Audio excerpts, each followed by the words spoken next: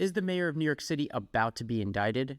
As a reminder, back in 2023, the FBI intercepted Mayor Adams's SUV near Washington Square Park and seized his 2 phones and an iPad, and the mayor later voluntarily turned over additional devices.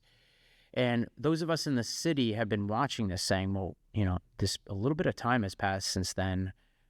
What's going on here? Because it's extremely rare for federal authorities to approach a sitting politician of the kind of prominence of Eric Adams like that. And they didn't really provide too much of an explanation. Well, now we get a lot more information. Last week, federal investigators raided the homes of key figures in the Eric Adams administration. And we're talking about like the most important people in City Hall. And I don't think there's any precedence for the sheer amount of people who are under scrutiny, certainly not in the city of New York. And so here is a list of just the people who had search warrants executed or who were raided recently. First of all, Philip Banks III, who's the deputy mayor for public safety and the brother to David Banks, who's a school chancellor. Fun fact is that Philip is being represented by Ben Brofman, who's like the attorney to the stars. He was Diddy's attorney, Weinstein's attorney, etc. So he's the kind of guy you go to when you're in particularly deep trouble. Sheena Wright, who's the first deputy mayor and fiance to school's chancellor, David Banks, and who, interestingly, as the first deputy mayor, would be the first in line of succession if Eric Adams couldn't continue to serve. So she's under scrutiny. David Banks himself, who's the chancellor of schools and a central figure in the administration. Edward Caban, who's the police commissioner, whose phone was seized by federal agents. Terrence Banks, who's the third Banks brother, who's previously was with the MTA and is now running a consulting firm. He had his home raided. Tim Pearson, who's a senior advisor to Adams and one of the mayor's closest allies, had his devices seized.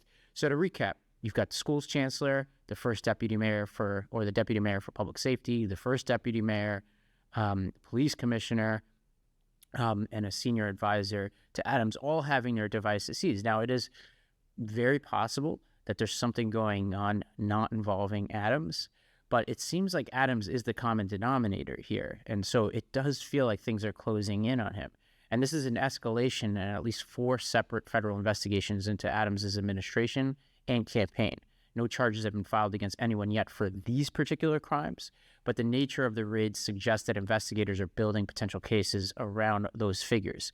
Now, there are prior raids here that we should keep in mind. Like, these are not the only raids we've seen. There's this figure named Winnie Greco, who's the director of Asian Affairs for Adams, who had multiple properties in Pelham Bay raided in February 2023, including the New World Mall, which is a place you should keep in mind here and remember this name.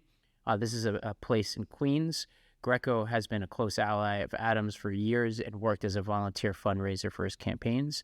There's another aide named Brianna Suggs, who was Adams's chief fundraiser in 2021 and 2025, who had her Crown Heights home raided in November 23 as part of a federal probe.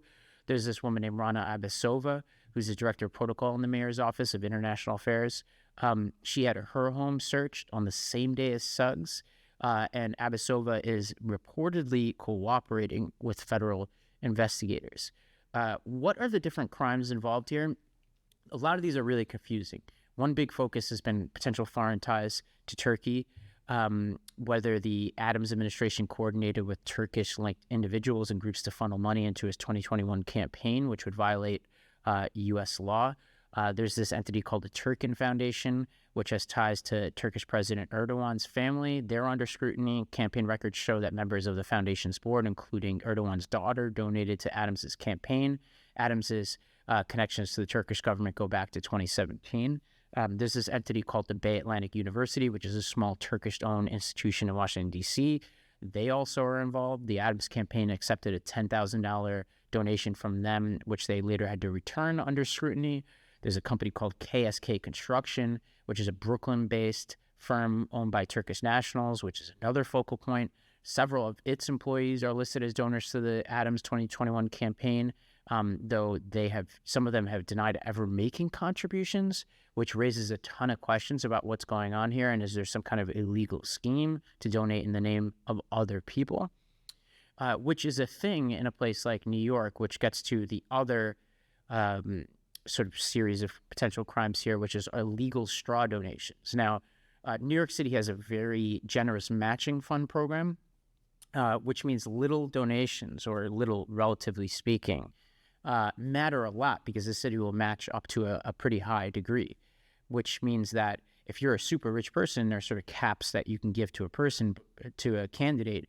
But what you want to do is spread out donations, raise a lot of money from people you know, which incentivizes a bit these straw donations, which means somebody who has a lot of money gives in the name of a bunch of people around them, and that could be matched by the city. And there have been people I've known over the years who've gotten caught up in these types of things, including with the LA Unified School Board. What the Manhattan District Attorney has already done is secure guilty pleas in connection to an illegal straw donation scheme. In February 2024, former NYPD Inspector Dwayne Montgomery, who was a close ally of Adams, admitted to raising thousands of dollars in such a scheme to the 2021 campaign. And so that was already going on. I also mentioned this place called the New World Mall in Queens. This is in connection to Winnie Greco. This was a hub for Adams's 2021 campaign activities. Greco was deeply involved in campaign fundraising and had her connections to the mall and its finances probed as part of a broader investigation into Adams's ties to China.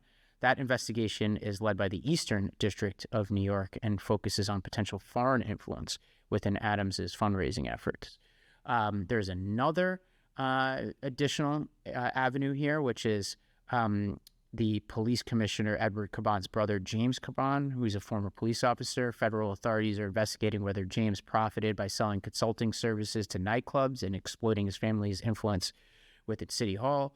There were historic issues, even in addition to everything I just mentioned. There was a separate case where former Adams Buildings Commissioner Eric Ulrich was indicted for accepting bribes. So we're talking about multiple different crimes involving the Eastern District New York investigations, the Southern District of New York investigations. It looks like there might be some central DOJ investigations going on. The Manhattan District Attorney is involved here as well. And we're talking about multiple crimes, multiple jurisdictions, multiple senior members of the Adams administration under scrutiny all at the same time. And you had the mayor himself having his devices turned over to authorities about a year ago. This seems pretty significant. So what do we do from here? Mayor Adams has repeatedly denied any wrongdoing and maintains that his team has always operated within the law. He has not been charged yet with any criminal offense. However, it does feel like something could be coming here.